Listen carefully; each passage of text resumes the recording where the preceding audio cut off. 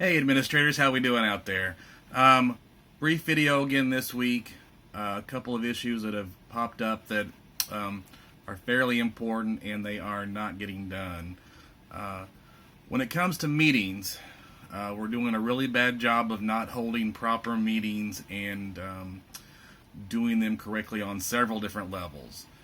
We have to remember by our bylaws, and it's also set forth by the IRS, that we have to have 2 lodge general membership meetings a month, 2 board of officers meetings a month, and we did have 2 house committee meetings a month, but we do know that with the new One Moose, they're going to be eliminating the house committee meetings to only when you have a decorum issue and it needs to be private, which is what the House Committee meetings are.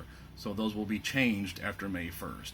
I know lots of lodges have combined their joint meeting with their women into one of their general sessions.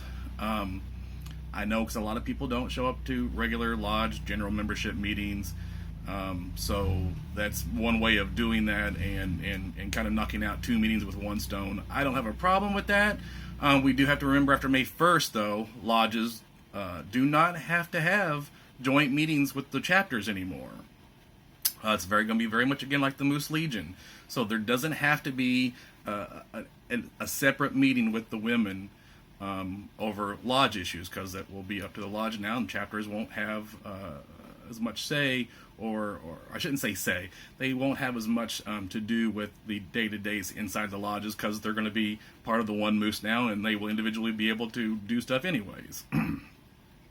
The other issue we're having is officers deciding just not to have an officer meeting. One person on the board doesn't want to be there, so they just cancel a meeting.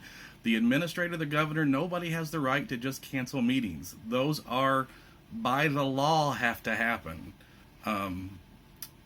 If your administrator isn't going to be there, the treasurer steps up as acting administrator, and he takes notes as secretary there. If your governor's not there, then your junior governor steps up. Meetings have to happen. There's no way around that. That's an IRS thing again. If you don't have a quorum there and you don't have enough people for the meeting, you still need to take notes and write down that who was there, that there wasn't enough for a specific meeting, to have a meeting. But things like bills still have to be processed and looked at and things like that. Those things need to be taken care of. There are jobs that are supposed to be taking place during those meetings, and they need to happen. The other issue, which apparently is happening at several lodges, this is not just an isolated incident. The lodges are not doing a very good job of promoting when their meetings are. And people are calling to complain at Moose International because they have a complaint, no one's listening to them, and the first thing Moose International says is, did you go to your general membership meeting and make a formal complaint? Well, no, I don't know when that is. Or, no, they don't have them. Well, the next phone call is to me, and I have to explain why the lodge is not having regular meetings. You have to have those lodge general membership meetings.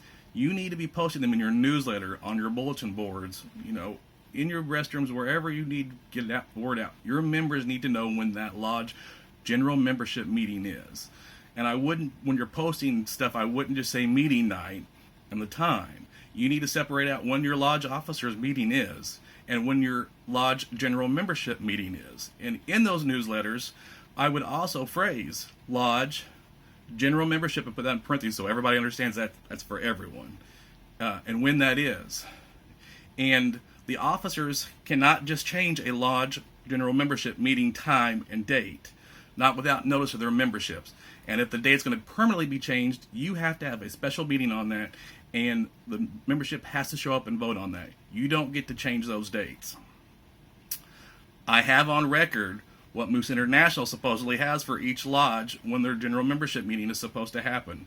When I show up and there's no meeting, and I find out that it's been changed to a different date, we have an issue. So, in the next month or so, when I'm going to lodges, I will be specifically asking each administrator how they inform their membership of when their meetings are and when are their meetings.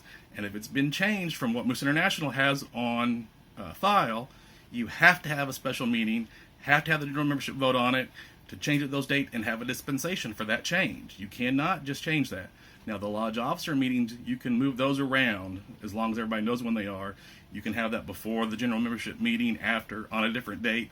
That's up to the lodge officers when they can get together. But the lodge general membership meeting cannot change its date and time.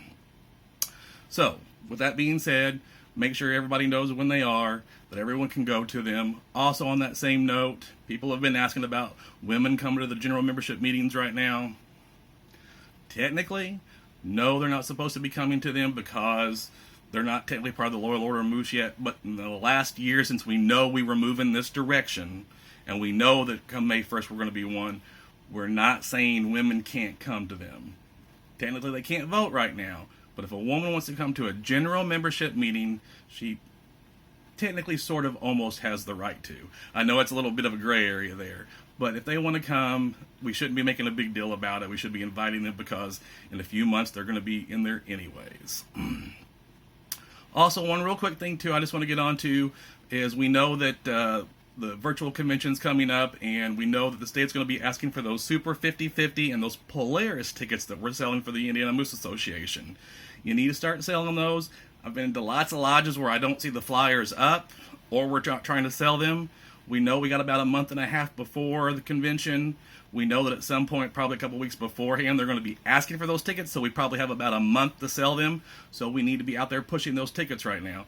I need to see those flyers up. If you don't have your flyers for the Super 50/50 or the Polaris, you need to talk to your district president.